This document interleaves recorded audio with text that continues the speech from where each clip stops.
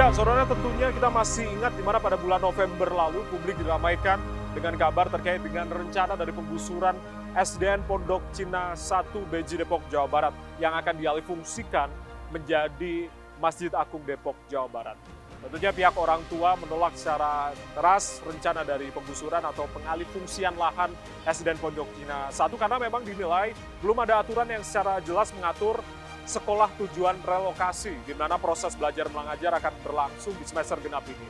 Dan pihak orang tua menilai bahwasanya relokasi ini merugikan siswa dan juga orang tua siswa. Setelah berbagai bentuk penolakan dilakukan orang tua siswa hingga membuat pemerintah pusat turun tangan, akhirnya Wali Kota Depok, Jawa Barat menyampaikan sebuah keputusan melalui akun Instagram pribadinya.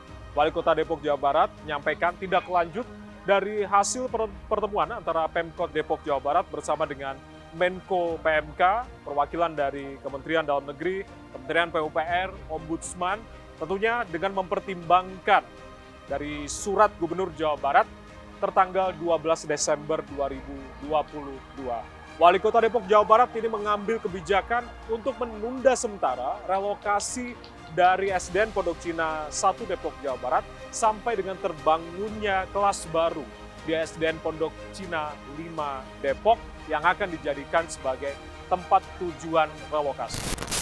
Menindaklanjuti hasil pertemuan pemerintah Kota Depok dengan Menko PMK, Ditjen Cipta Karya Kementerian PUPR, Itjen Kementerian Dalam Negeri, Ombudsman Republik Indonesia, Ombudsman Perwakilan Jakarta Raya, dan kementerian lembaga lainnya, serta memperhatikan surat Gubernur Jawa Barat tanggal 12 Desember 2022 dan kondisi dinamis yang berkembang demi kemaslahatan semua. Dengan ini disampaikan kebijakan penyelesaian masalah relokasi SDN Pondok Cina 1 dan pembangunan masjid di Margonda Raya sebagai berikut. 1. Bagi siswa SDN Pondok Cina 1 yang masih belajar di lokasi SDN Pondok Cina 1 tetap akan difasilitasi belajar mengajar di lokasi SDN Pondok Cina 1 sampai dengan terbangunnya ruang kelas baru di SDN Pondok Cina 5 yang dijadikan tempat relokasi. Kedua, bagi siswa SDN Pondok Cina 1 yang saat ini sudah melaksanakan relokasi di SDN Pondok Cina 3 dan 5 diperkenankan untuk memilih di SDN Pondok Cina 5 dan 3 atau kembali ke SDN Pondok Cina 1 sesuai dengan kenyamanan para siswa. Ketiga, pembangunan masjid di lokasi SDN Pondok Cina 1 untuk sementara ditunda sampai dengan seluruh siswa SDN Pondok Cina 1 dapat direlokasi ke satu sekolah yaitu di SDN Pondok Cina 5. Keempat, pembangunan RKB baru di SDN Pondok Cina 5 akan dibangun oleh pemerintah melalui Direktorat Jenderal Cipta Karya Kementerian PUPR dengan anggaran yang bersumber dari APBN tahun anggaran 2023. Kelima, untuk menjamin kenyamanan semuanya agar pihak-pihak yang tidak berkepentingan yang saat ini menduduki SDN Pondok Cina 1 untuk segera keluar dari lokasi SDN Pondok Cina 1.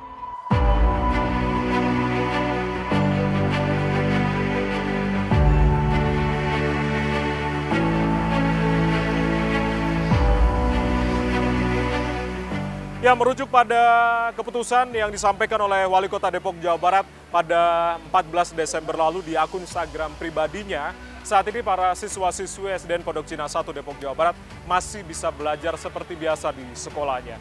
Kita akan tanyakan seperti apa tanggapan dari para orang tua siswa terkait dengan keputusan tersebut.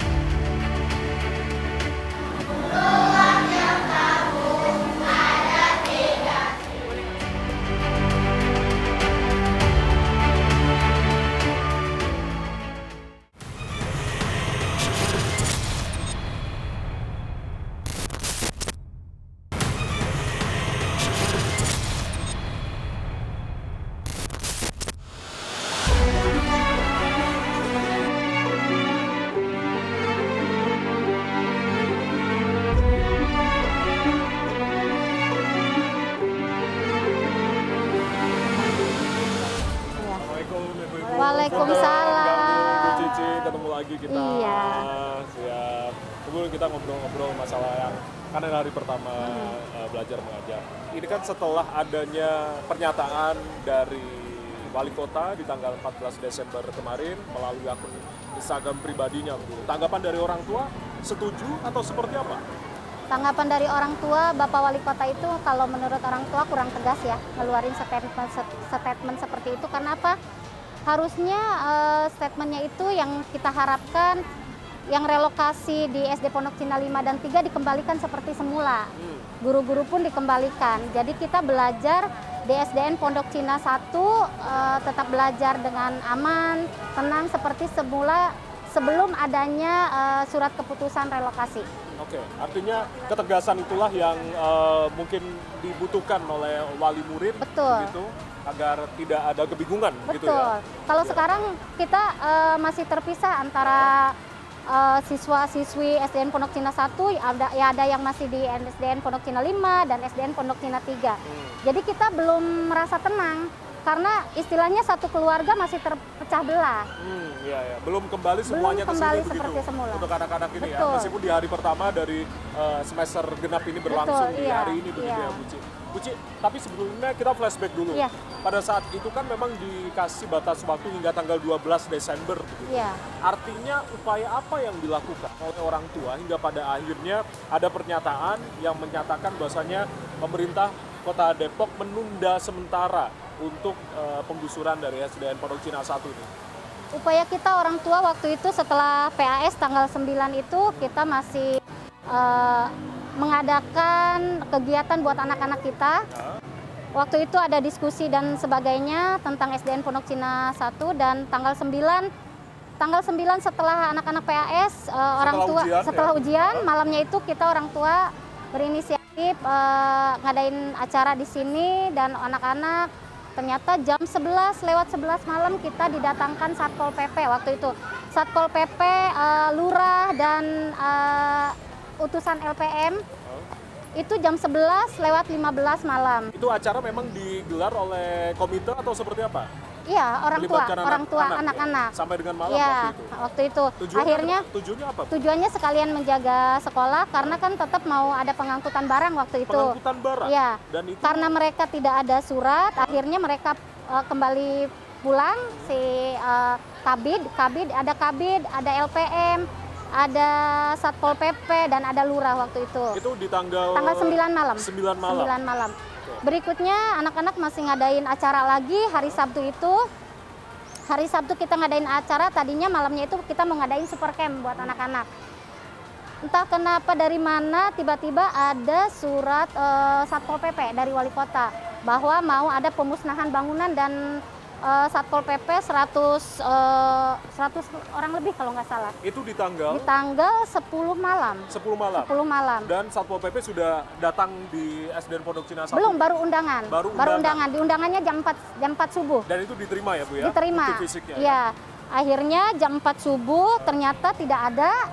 Jam 4 subuh itu tidak ada. Kita udah menginap, orang tua udah menginap dari tanggal 9 malam. Dari tanggal 9 malam menginap sampai dengan tanggal 12 itu. 12 memastikan bahwasanya kondisi sekolah ini dalam kondisi aman, tidak ada pengangkutan barang. Betul. Atau penggusuran begitu ya. Finalnya tanggal 11. Tanggal 11 jam setengah 6 kita didatangkan ada 4 mobil bak Satpol PP sama mobil truk dan banyak orang BKD dan lain-lain, pokoknya banyak banget aparat, nggak terhitung, pokoknya sampai banyak. Kita udah pasrah entah. Kisaran ada berapa mobil ini Satpol PP pada saat itu? Wah, yang saya lihat itu mobil Satpol PP-nya ada 4 atau 5 sama truk Satpol PP. Ya. Dalam kondisi anak-anak masih super camp atau orang tua saja? Anak-anak kita pulangkan jam 10 malam pas kita terima undangan itu. Saya dengar juga untuk hari pertama dari semester ganjil ini, orang tua justru membersihkan secara mandiri kondisi sekolah, gitu ya? Iya. Untuk anak-anak bisa nyaman belajar mengajar. Orang tua dan semua alumni. Alumni membantu juga membersihkan. Dari orang tua dan alumni ya? Alumni. Banyak alumni yang mendukung dan mereka membantu membersihkan sekolah sampai bersih karena penjaga sekolahnya belum dikembalikan. Penjaga sekolah belum ada sampai saat ini. Belum ada sampai dengan saat ini. Iya. Bagaimana dengan tenaga pengajar? tenaga pengajar untuk saat ini belum dikembalikan sepenuhnya karena masih ada yang relokasi di sana. Dan tadi kita ketemu ibu kepala sekolah Ya. karena Apa yang kelas diungkapkan, Bu? yang diungkapkan gurunya pengen dikembalikan dan anak-anak tolong dikembalikan. Biar kita utuh di sini, belajar juga biar normal dari jam 7 sampai jam setengah 2 siang. Kalau sekarang karena guru-gurunya belum full, jadi anak-anak belajar cuma sampai jam 12. Artinya pantauan Kurang dari maksimal. komite sendiri ada berapa guru yang mengajar di hari pertama di semester genap ini? Hari ini tadi itu setiap kelas itu ada, tapi kelas satunya itu kan ada kelas 2 itu kan kita ada 2 kelas. Nah tadi ibu kepala sekolah minta untuk dijadikan satu, kelas A dan B. Anak-anak kan banyak dan anak-anak menjawab sendiri tidak mau. Ya. Otomatis gurunya karena cuma ada satu, kelas 2 itu jadi A, B bolak-balik dan kelas 6 juga sama. Kelas 6A dan B. Jadi bolak-balik mereka mengajar dua kelas. Mengajar di dua kelas, gitu. Iya. Baik. Bu Cici, saya akan konfirmasi langsung bertemu dengan guru seperti apa sebetulnya, apakah mereka mengajar 2 kelas begitu, karena memang tadi disebutkan pengajarnya tidak full begitu ya, Iya. yang ada di SDN Pondok Cina 1. Terima kasih Bu Cici sudah berbincang bersama kami TVRI. Baik, terima kasih atas waktunya. Ya, saudara, saya akan konfirmasi secara langsung bagaimanakah kondisi di setiap kelas. Apakah memang ini para tenaga pengajar atau guru masih belum sepenuhnya masuk dan juga mengajar di setiap kelas. Seperti apa kondisinya, kita akan langsung menuju ke setiap kelas.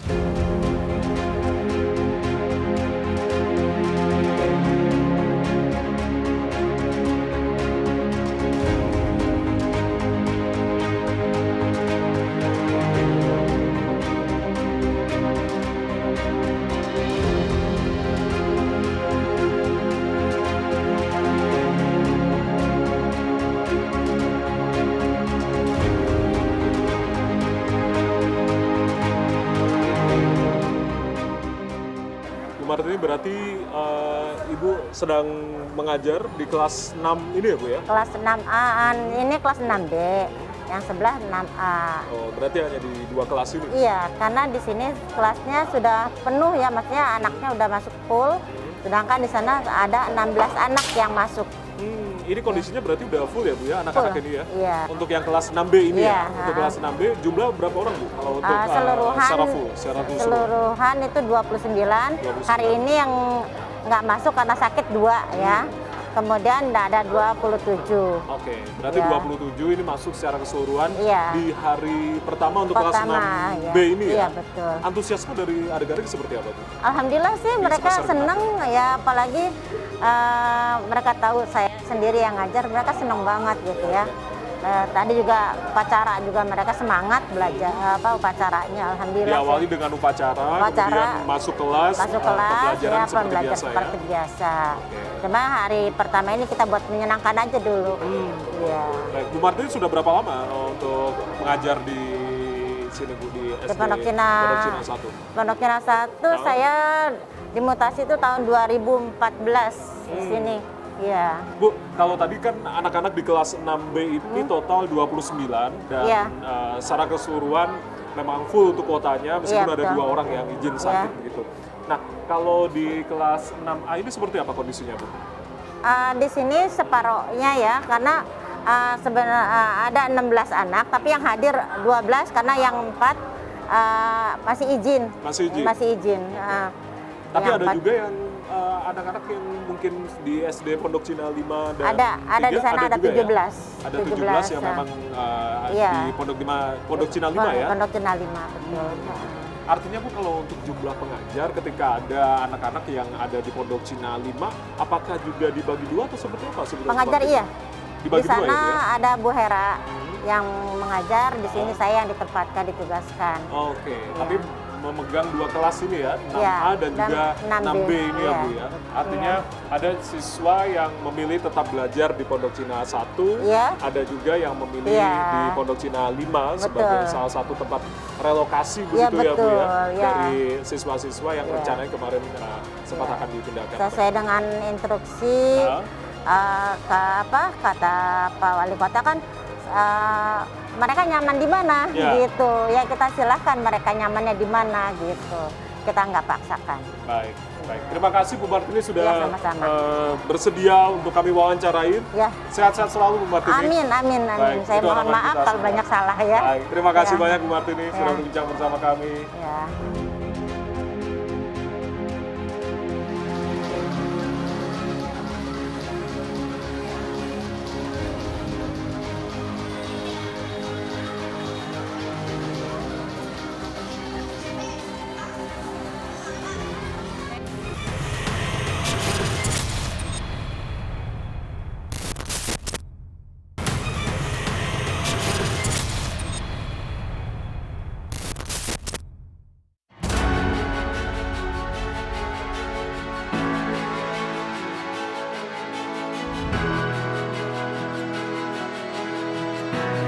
Terlepas bagaimana polemik ini bergulir dan akhirnya ada kebijakan dari pemerintah Kota Depok untuk menunda sementara alih fungsi lahan yang dilakukan, saya akan minta perspektif dari peneliti bidang kependudukan BRIN atau Badan Riset dan Inovasi Nasional yang fokus terhadap bidang pendidikan terkait dengan sejauh apa sebuah kota atau penduduk kota membutuhkan sarana dan juga prasarana pendidikan.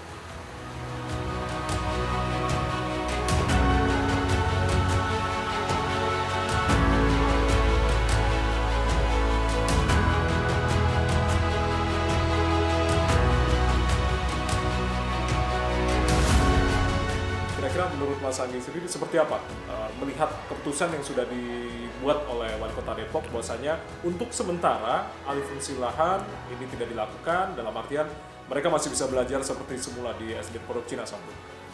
Ya, kalau menurut saya memang keputusan tersebut tepat ya. Jadi menghentikan, bahkan harusnya tidak sementara menurut saya. Jadi karena memang ini adalah sarana pendidikan yang penting untuk pencerdasan anak bangsa.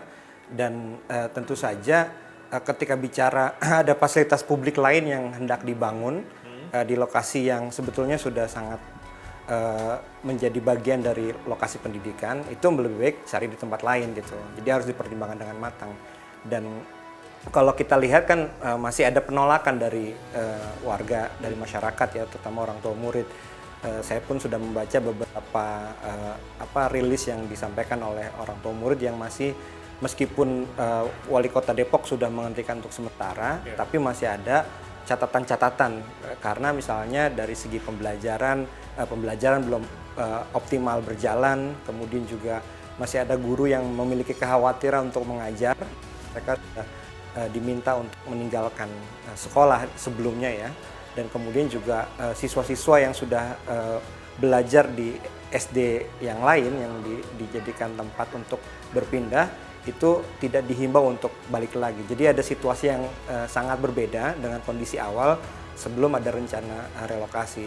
Jadi kalau menurut saya memang lebih baik pemerintah Depok mencari lokasi lain untuk membangun masjid tersebut seperti itu. Oh, artinya menyarankan untuk bisa mencari lokasi lain untuk bisa pembangunan Masjid Agung Depok ini ya? Iya, betul. Mas Anggi, kalau berbicara terkait dengan kapasitas atau penyediaan kebutuhan dari tempat belajar mengajar di Kota Depok sendiri, Anda melihatnya seperti apa?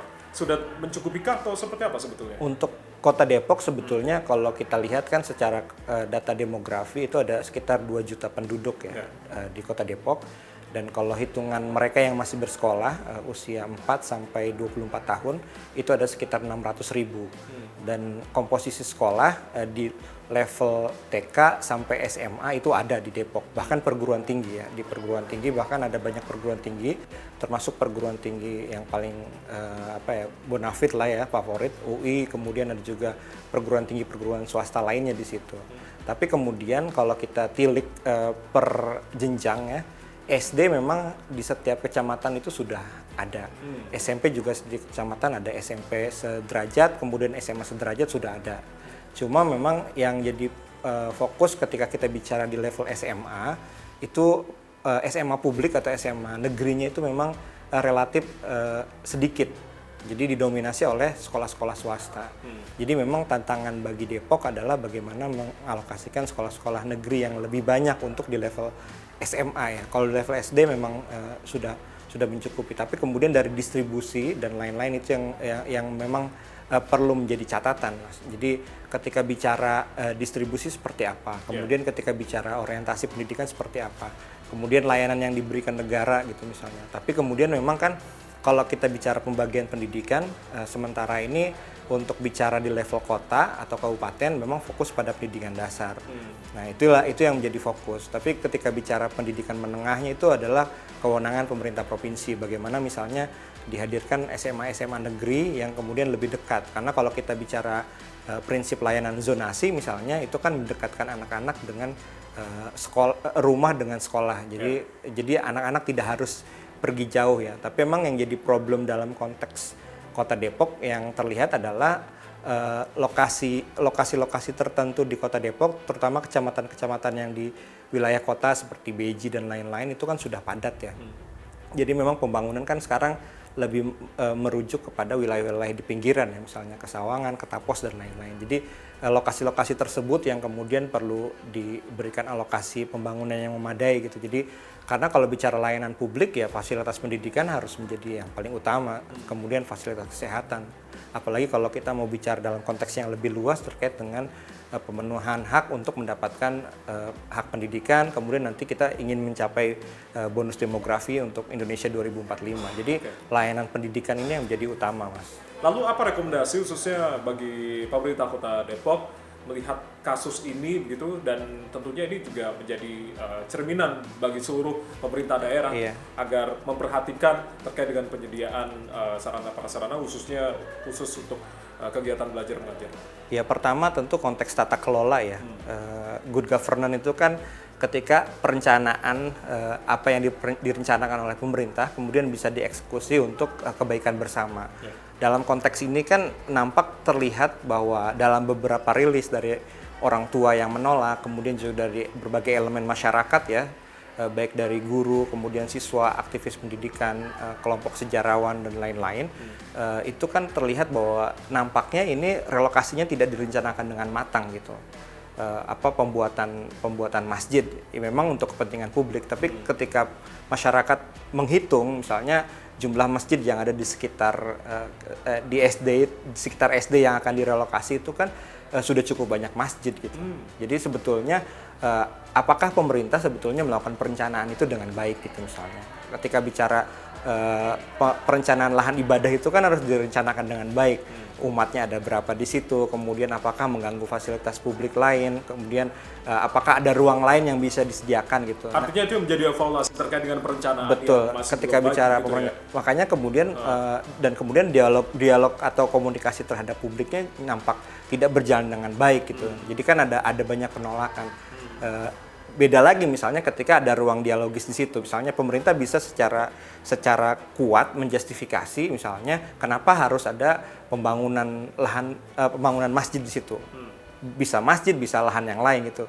Karena kalau misalnya apalagi ini yang direlokasi adalah sekolah ya. Sekolah itu bagian fasilitas publik yang paling penting untuk pencerdasan anak bangsa gitu.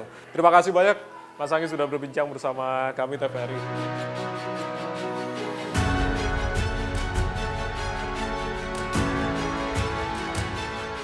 Keputusan dari Wali Kota Depok untuk menunda relokasi sementara ini memberikan kabar baru bagi siswa SDN Pondok Cina 1 Depok, Jawa Barat. Mereka yang sempat belajar tanpa guru kini bisa kembali merasakan proses belajar mengajar yang kondusif sambil menunggu keputusan final dari pemerintah setempat. Apapun hasilnya nanti, guru dan juga murid harus bergerak seiring. Mengutip apa yang pernah disampaikan oleh Menteri Pendidikan dan Kebudayaan, Nadiem Makarim mengungkapkan apapun perubahan kecil itu, jika setiap guru melakukannya secara serentak, kapal besar yang bernama Indonesia pasti akan bergerak.